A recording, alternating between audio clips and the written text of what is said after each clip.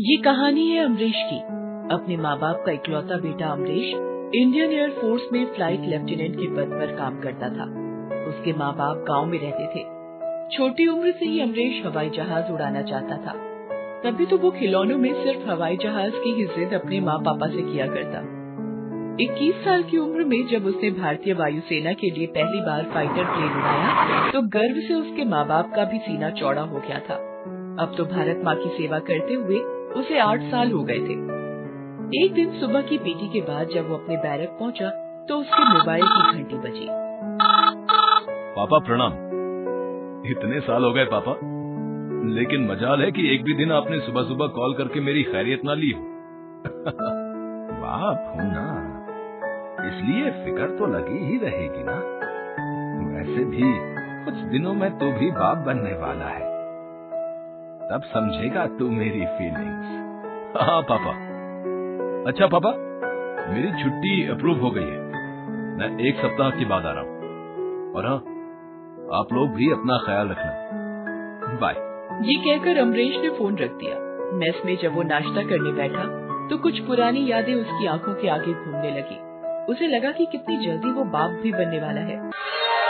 1 साल पहले ऐसे ही जब वो सुबह की वॉक के बाद अपने बैरक पहुंचा था तो उसके मोबाइल की घंटी बजी थी। हेलो पापा प्रणाम। अरे मैं तो आपको कॉल ही करने वाला था। आप भी ना। अब मेरी चिंता करना छोड़ दो, अब मैं बड़ा हो गया हूँ।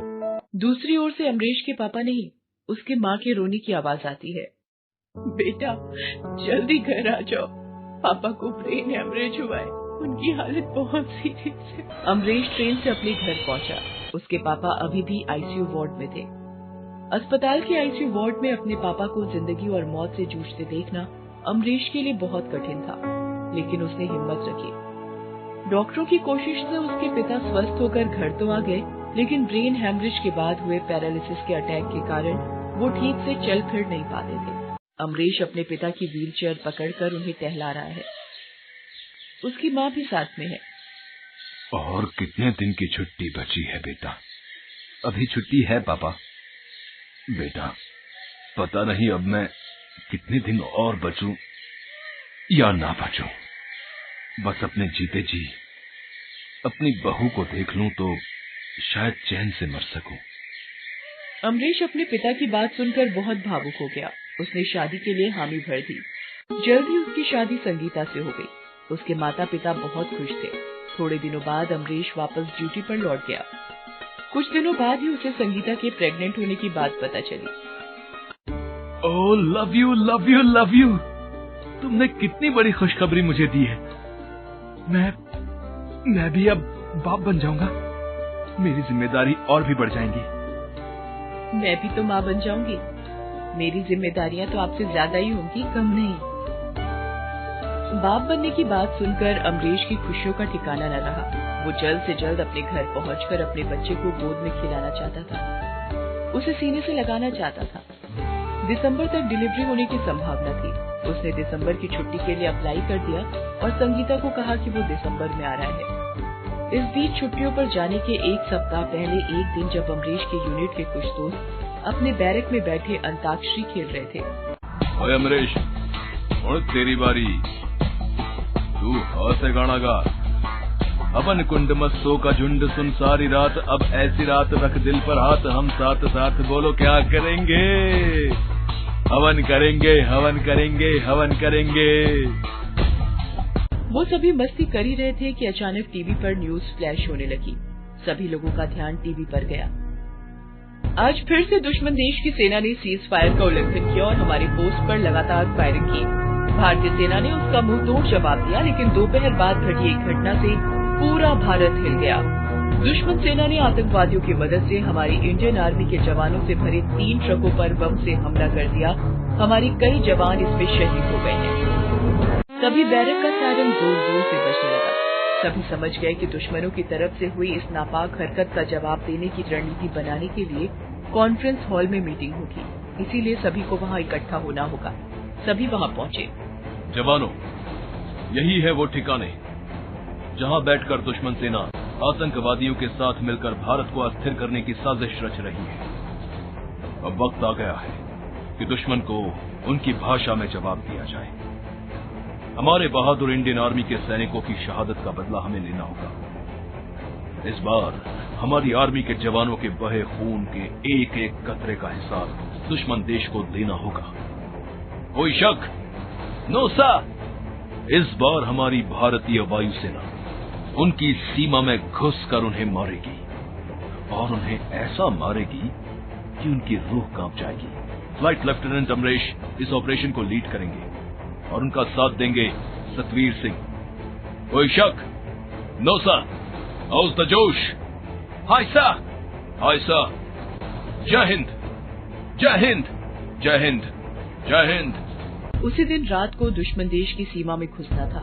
अमरीश अपने साथी जवानों के साथ फाइटर प्लेन लेकर दुश्मन देश की सीमा में घुस गया और उनके कई ठिकानों को एक एक कर निशाना बनाने लगा और वहां बम बरसाने लगा। दुश्मन सेना के बीच अचानक हुए इस हमले से खलबली मच गई। इस भारतीय फाइटर प्लेन ने हमारे इलाके में भारी तबाही मचा दी है। वो आ तो गया है हमारी सीमा में, नुकसान भी हमारा किया है, लेकिन वापस जाएगा नहीं।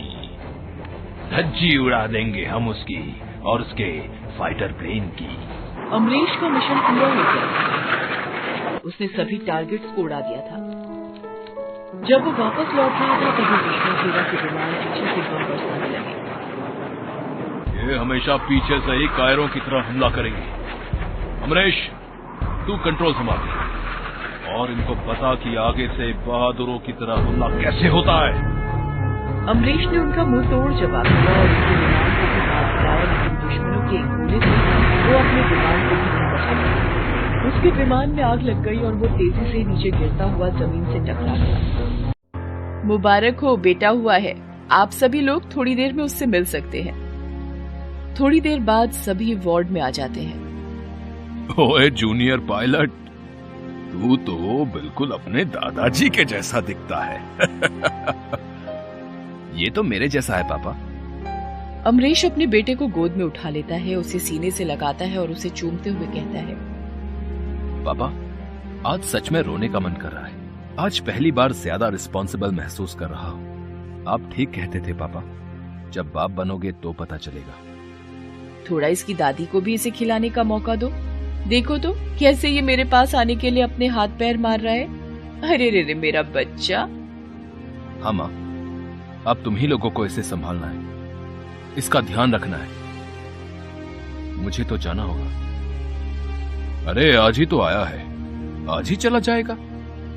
वो ये बातें कर ही रहे थे कि अस्पताल में लगी टीवी पर न्यूज फ्लैश होती है। बड़े ही अफसोस के साथ बताना पड़ रहा है कि भारतीय वायुसेना के जाबाज सिपाही फ्लाइट लेफ्टिनेंट अमरीश और उनके साथी सतवीर सिंह अपने मिशन को सफलतापूर्वक कंप्लीट कर दुश्मन सेना के बीच से वापस लौट रहे थे। तभी उनके विमान को दुश्मन सेना ने निशाना बनाया। हालांकि उन्होंने उसे भी नेस्तनाबूद कर दिया, लेकिन इस ऑपरेशन में वो भी शहीद हो गए।